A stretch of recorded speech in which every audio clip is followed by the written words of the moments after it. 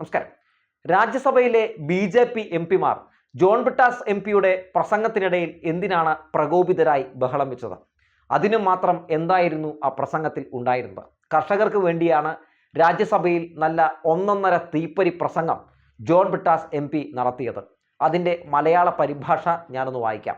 കാർഷിക രംഗത്തെ തകർച്ചയ്ക്ക് മാറി മാറി കേന്ദ്രം ഭരിച്ച കോൺഗ്രസ് ബി.ജെ.പി. സർക്കാരുകൾക്ക് തുല്യ പങ്കാണുള്ളത്.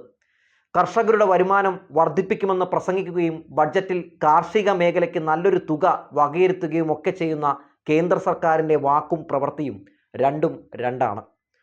കർഷകരുടെ വരുമാനം വർദ്ധിപ്പിക്കുന്നതിനെക്കുറിച്ച് നിരവധി ചർച്ചകളാണ് നടക്കുന്നത്. 2022 കാർഷിക വരുമാനം ഇരട്ടിയാകും എന്നാണ് പ്രധാനമന്ത്രി 2016 പ്രഖ്യാപിച്ചത്. 2018 ഇന്റർ മിനിസ്റ്റീരിയൽ കമ്മിറ്റി ഒരു റിപ്പോർട്ട് ഇന്ത്യ ഗവൺമെൻറ് മുമ്പാകെ വെച്ചിരുന്നു. കാർഷിക വരുമാനം എങ്ങനെ ഇരട്ടിയാക്കാം. എന്നാൽ ആ റിപ്പോർട്ട് ഇപ്പോൾ എവിടെയാണെന്ന് ആർക്കും അറിയില്ല.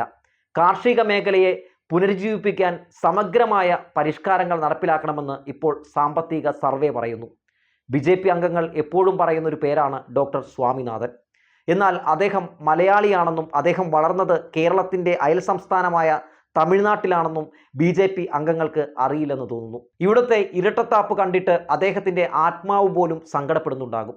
ഈ രാജ്യത്തെ കർഷകരെ എങ്ങനെ സംരക്ഷിക്കണം എന്ന സൂത്രവാക്യം നിർദ്ദേശിച്ചത് അദ്ദേഹമാണെന്നത് ഒരു വസ്തുതയല്ലേ?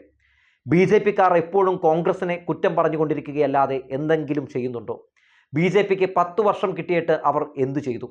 എത്ര കാലം അവർ കോൺഗ്രസിനെ കുറ്റപ്പെടുത്തുന്നത് തുടരും? മാത്രമല്ല, കാർഷിക മേഖല മങ്ങുന്നത് കാരണം പുതുതായി 78.5 ലക്ഷം തൊഴിലവസരങ്ങൾ സൃഷ്ടിക്കണമെന്നാണ് സാമ്പത്തിക സർവേയിൽ പറയുന്നത്. കർഷകന്റെ നേരെ വെടിയുതിർക്കുക, എന്നിട്ട് ചരൺ സിംഗിന് ഭാരതരത്ന കൊടുക്കുക, ഇതാണിപ്പോൾ ബി.ജെ.പി. ചെയ്യുന്നത്. പ്രതിപക്ഷത്തിരിക്കുന്ന ജയന്ത് ചൗധരിയെ ഭരണപക്ഷത്ത് എത്തിക്കുക എന്നത് മാത്രമാണ് ഭാരതരത്ന കൊടുക്കുന്നതിൻ്റെ ഒരേ ഒരു ലക്ഷ്യം. ധനമന്ത്രിക്ക് ഇപ്പോൾ പ്രകൃതിദത്തമായ കൃഷിയെക്കുറിച്ച് മാത്രമേ പറയാനുള്ളൂ. എത്രയോ വർഷങ്ങൾക്ക് മുമ്പ് തന്നെ കേരളത്തിൽ ഓർഗാനിക് കൃഷി തുടങ്ങിയിട്ടുണ്ട്. ഇതിലെ ഇരട്ടത്താപ്പ് എന്താണെന്നറിയാമോ? കഴിഞ്ഞ വർഷത്തെ ബഡ്ജറ്റിൽ 459 കോടി രൂപയാണ് പ്രകൃതിദത്തമായ കൃഷിക്ക് വേണ്ടി വകയിരുത്തിയത്.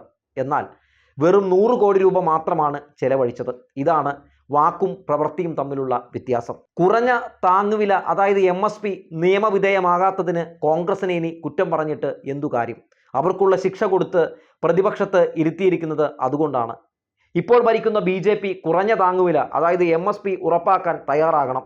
കേന്ദ്ര ഗവൺമെൻറ്റാണ് നാണ്യവിളകൾ കൃഷി ചെയ്യാൻ പറഞ്ഞത്. അങ്ങനെ കേരളത്തിലെ കർഷകർ റബ്ബർ കൃഷി ചെയ്യാൻ തുടങ്ങിയപ്പോൾ ഗവൺമെൻറ് പറയുന്നത് ചില വിളകൾക്ക് മാത്രമായി താങ്ങുവില പരിമിതപ്പെടുത്തിയിട്ടുണ്ടെന്നും അതുകൊണ്ട് റബ്ബറിനെ താങ്ങുവില സമ്പ്രദായത്തിൽ ഉൾപ്പെടുത്താൻ പറ്റില്ലെന്നുമാണ്.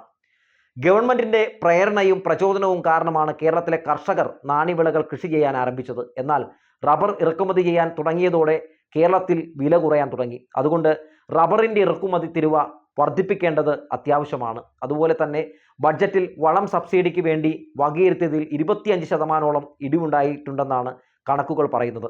കൃഷിക്ക് വളം അത്യാവശ്യമാണ്. ബഡ്ജറ്റിൽ എന്ത് തന്നെ പറഞ്ഞാലും യഥാർത്ഥ കണക്കുകൾ വ്യത്യസ്തമാണ് എന്ന് ഇതിൽ നിന്നും വ്യക്തമാണ്. അല്ലെങ്കിലും കഴിഞ്ഞ കുറച്ച് ദിവസമായി ജോൺ ബ്രിട്ടാസ് ധനമന്ത്രി നിർമ്മലാ സീതാരാമൻ അവതരിപ്പിച്ച കേന്ദ്ര ബഡ്ജറ്റിലെ പൊള്ളത്തരങ്ങളൊക്കെ പൊളിച്ച് കാണിച്ചുകൊണ്ടിരിക്കുകയാണ്. മാത്രവുമല്ല, കർഷകർക്ക് വേണ്ടി ശബ്ദമുയർത്തുന്നു, ഇവിടുത്തെ റബ്ബറിൻ്റെ താങ്ങുവില ഉയർത്തുന്നതിന് വേണ്ടി ശബ്ദമുയർത്തുന്നു. ഇതൊക്കെ ഉയർത്തുമെന്നൊക്കെ പറഞ്ഞാണല്ലോ ഇവിടെ നിന്ന് ഒരു MP ഉണ്ടാക്കിക്കൊണ്ടൊക്കെ പോയത്. പ്രത്യേകിച്ച് ഒരു ഗുണമൊന്നുമില്ല. എന്തായാലും കർഷകർക്ക് വേണ്ടി ശബ്ദമുയർത്തുകയാണ് ജോൺ ബ്രിട്ടാസ്. ജോൺ ബ്രിട്ടാസ് എംപിയുടെ പ്രസംഗം കേൾക്കുമ്പോൾ ബി.ജെ.പി. എംപിമാർക്ക് പൊള്ളും. കാരണം നഗ്ന സത്യങ്ങളാണല്ലോ അദ്ദേഹം വിളിച്ചു പറയുന്നത്. എന്തായാലും രാജ്യസഭയിലുള്ള ബി.ജെ.പി. എംപിമാർ ഒറ്റക്കെട്ടായി എത്ര ഉച്ചത്തിൽ നിങ്ങൾ കൂവി വിളിച്ചാലും എത്ര ബഹളമെടുത്താലും ജോൺ ബ്രിട്ടാസ് എംപിയുടെ ശബ്ദം അത് ഇല്ലാതാക്കാൻ പറ്റും എന്ന വല്ല ധാരണയും നിങ്ങൾക്കുണ്ടെങ്കിൽ അത് വെറും വ്യാമോഹം മാത്രമാണെന്നാണ് പറയാനുള്ളത്. ചുമ്മാ രാജ്യസഭ കണ്ടുപോകാൻ വേണ്ടി അങ്ങ് വന്ന മുതലല്ല ഈ ജോൺ ബ്രിട്ടാസ് എന്ന് പറഞ്ഞു വെക്കുകയാണ്. പറയാനുള്ളത് പറയാനും ചോദിക്കാനുള്ളത് ചോദിക്കാനും കിട്ടാനുള്ളത് ചോദിച്ച് മേടിക്കാനും ഒക്കെയായി തന്നെയാണ് ജോൺ ബ്രിട്ടാസ് അങ്ങോട്ട് MP ആയിട്ട് വന്നിരിക്കുന്നത് എന്ന് പറഞ്ഞു വെച്ചുകൊണ്ട് നിർത്തുകയാണ്.